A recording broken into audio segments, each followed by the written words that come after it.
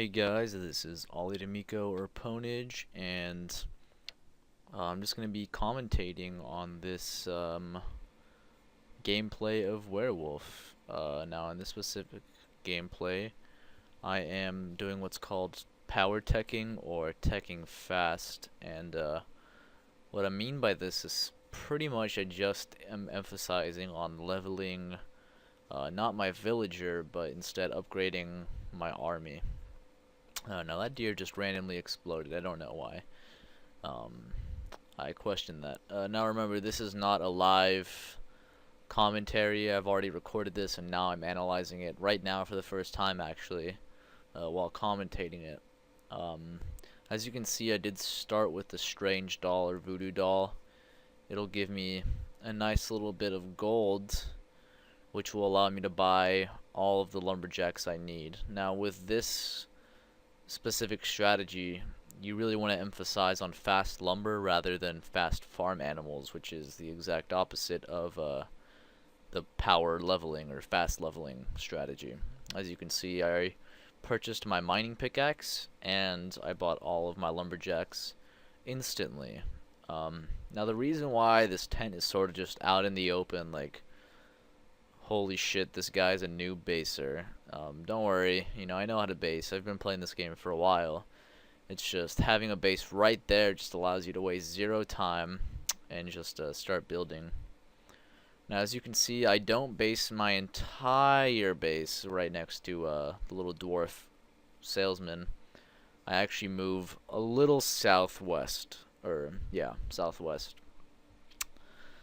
And the reason for that is there's a little more shelter in the trees. You can build 3 fences and be completely sheltered from the world. And if it's necessary, like if the wolf decides to attack me, he finds an affinity for my base, and I will destroy my tent and just rebuild it inside of these little trees. But if I don't need to, then I keep that exactly where it is. Now luckily in this game I'm not the wolf, so my teching was alright.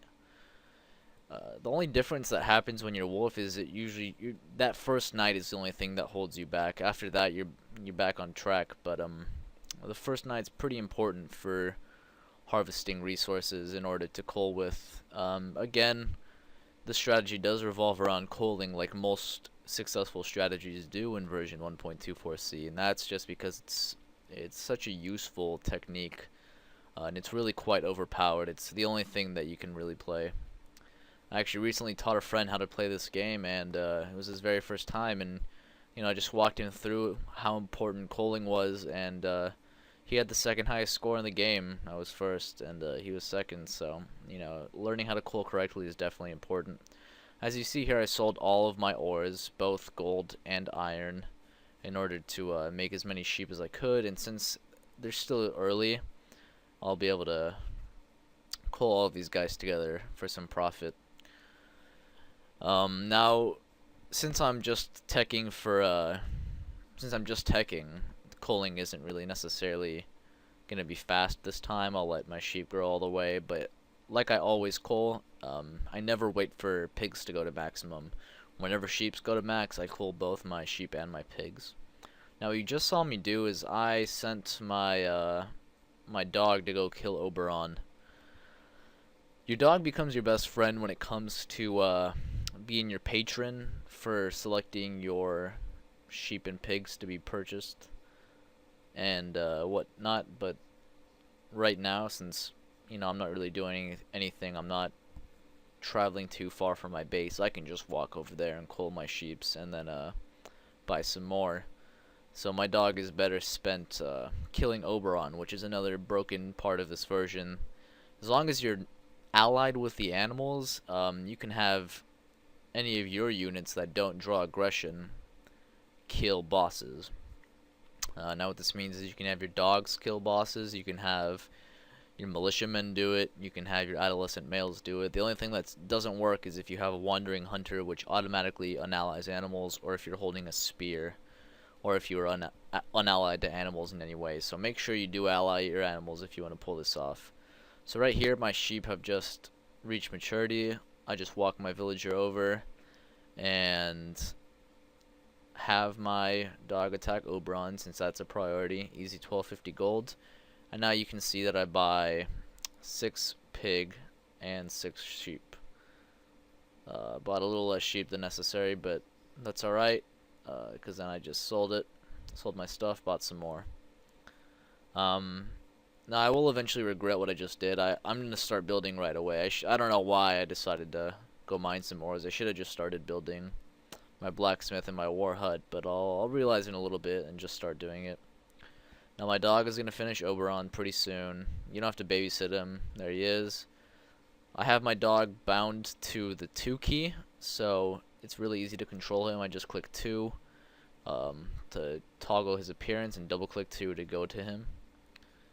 Now I'm having my dog sell Oberon pelt and then walk to my sheep and animals in order to be the patron. And now I will build my blacksmith, which I could have done a while ago, but was a little foolish and thought that some ores were a little more important.